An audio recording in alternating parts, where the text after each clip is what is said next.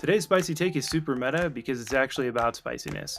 I've talked to clients and prospective clients, and then when I was in the corporate world, there's this constant drumbeat of you need to be spicier, you need to be edgier, you need to have shock value in what you're putting out in your marketing because that's what stops the scroll and that's what generates engagement.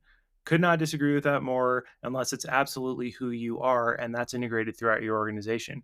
Because if your marketing represents one thing as a brand, it's funny, it's shocking, it's inappropriate, it's disgusting, whatever it is, and that gets people engaged, and then they come into your product or interact with your people and it's not that, then they feel like it's a bait and switch. It's a tactic to get somebody in, kind of trick them in, and then offer them something totally different. And marketing will never be effective if it's not tied to who you are. So if you're very funny, be funny in your marketing. If you're very weird, be weird.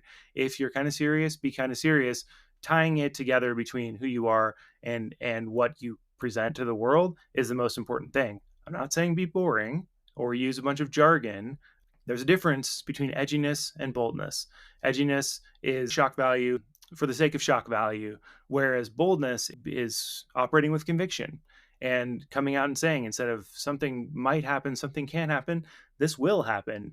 This is what we believe in, and sticking to those philosophies that you have, being strong in all of your language, that's bold. And the boldest thing you can do, being consistent when it is not expedient to do so. So you have a philosophy, you have your mission, you have your vision, and then something happens and you stick to your guns and say, no, this is who we are. One of the worst things you can do for your brand is to do a 180 on that, because anyone who trusted you will no longer trust you. And everything in brand is about trust. And the second that you lose that, it's so difficult for you to gain it back.